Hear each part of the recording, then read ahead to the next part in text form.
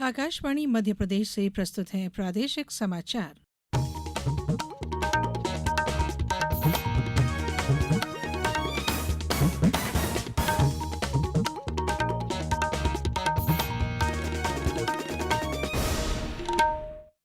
नमस्कार, समाचारों के साथ मैं धारणा सचदेव।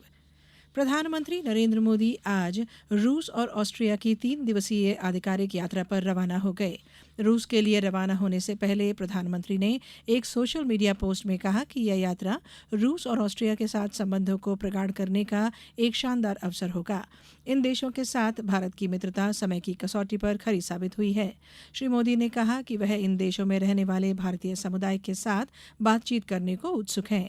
रूस में प्रधानमंत्री मोदी 22वें भारत रूस वार्षिक शिखर सम्मेलन में भाग लेंगे, जबकि 40 वर्षों में किसी भारतीय प्रधानमंत्री की यह पहली ऑस्ट्रिया यात्रा है। प्रधानमंत्री ने कहा कि नवाचार, प्रौद्योगिकी और सतत विकास के नए और उभरते क्षेत्रों में भारत दोनों देशों के बीच साझेदारी को अधिक ऊंचाइयों पर ले जाने के लिए उत्सुक है। राजभवन में आज राज्य मंत्रिमंडल के संक्षिप्त विस्तार में राज्यपाल मंगू भाई पटेल ने रामनिवास रावत को मंत्री के तौर पर पद और गोपनीयता की शपथ दिलाई। अब राज्य मंत्री परिषद में कुल 31 मंत्री हो गए हैं। श्री रावत चंबल क्षेत्र के ओबीसी के वरिष्ठ नेता हैं और विजयपुर सीट से 6 बार विधायक चुने गए हैं। श्री रावत कुछ माह पहले ही कांग्रेस से इस्तीफा देकर भाजपा में शामिल हुए हैं। समारोह में मुख्यमंत्री डॉ मोहन यादव, उप मुख्यमंत्री जगदीश देवड़ा, राजेंद्र शुक्ल सहित कई अन्य मंत्री और अधिकारी उपस्थित थे। मुख्यमंत्री डॉ मोहन यादव ने रामनिवास रावत को कैबिनेट मंत्री पद की शपथ ग्रहण करने पर नए दायित्व के लिए बधाई दी है। मुख्यमंत्री डॉ यादव ने कहा कि मंत्रिमंडल में आज नए सदस्य का आगमन हुआ है। श्री रावत सार्वजनिक जीवन में लंबे समय से सक्रिय रहे हैं। वे चंबल अंचल के शिवपुर जैसे विकास की संभावनाशील जिले को प्रभावी प्रतिनिधित्व प्रदान कर रहे हैं। कैबिनेट मंत्री के रूप में उनके अनुभव का लाभ पूरे मंत्रिमंडल और सभी प्रदेशवासियों को मिलेगा। बुरहानपुर जिले में 3 नए आपराधिक कानून के प्रावधानों के संबंध में प्रशिक्षण आयोजित किया गया।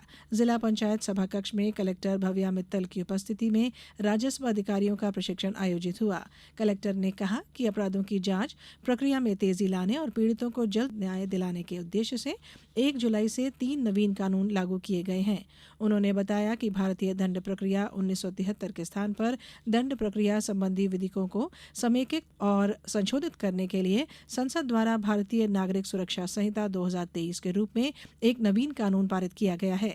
प्रशिक्षण में नवीन कानूनों के तहत राजस्व अधिकारियों की भूमिका और समय सीमा तथा कार्रवाई के बारे में भी विस्तृत रूप से जानकारी दी गई। सर्वोच्च न्यायालय ने केंद्र को निर्देश दिया कि वह राज्यों और अन्य हितधारकों के साथ परामर्श करके महिला कर्मचारियों के लिए मासिक धर्म अवकाश पर एक मॉडल नीति तैयार करे। मुख्य न्यायाधीश डीवाई चंद्रचूड़, न्यायमूर्ति जेबी पारदीवाला और न्यायमूर्ति मनोज मिश्रा की पीठ ने आज मासिक धर्म अवकाश नीति की मांग करने वाली जनहित याचिका पर महिला और बाल विकास मंत्रालय को एक नीति तैयार करने के लिए हितधारकों के साथ बैठकें आयोजित करने का निर्देश दिया। पीठ ने कहा कि नीति से जुड़ा यह मुद्दा अदालतों के संज्ञान का मुद्दा नहीं है। लोकसभा में विपक्ष के नेता राहुल गांधी आज से मणिपुर दौरे पर हैं। इससे पहले वो आज असम के सिलचर हवाई अड्डे पर उतरे और फुलेर ताल में एक राहत शिविर का दौरा किया, जहां असम में बाढ़ से प्रभावित लोग रह रहे हैं। असम में करीब 23 लाख लोग बाढ़ से प्रभावित हैं। अब कुछ समाचार संक्षेप में। धार शहर में कल उड़ीसा के पुरी स्थित भगवान जगन्नाथ जी की प्रसिद्ध रथ यात्रा के तर्ज पर लगातार तीसरे वर्ष भी धार के अखंड ज्योति मंदिर से भव्य रथ यात्रा निकाली गई। विभिन्न मार्गों से होते हुए रथ यात्रा सावरिया सेठ मंदिर पहुंची, जहां पर भगवान जगन्नाथ के विग्रह को स्थापित कर उनकी महाआरती की गई। एक पेड़ माह के नाम कार्यक्रम के अंतर्गत डिंडोरी जिले में कल वृक्षारोपण किया गया और प्रकृति की सुंदरता का संदेश दिया गया। और बुरहानपुर में जिला कलेक्टर के निर्देशों पर विभिन्न विभागों द्वारा पौधारोपण किया जा रहा है।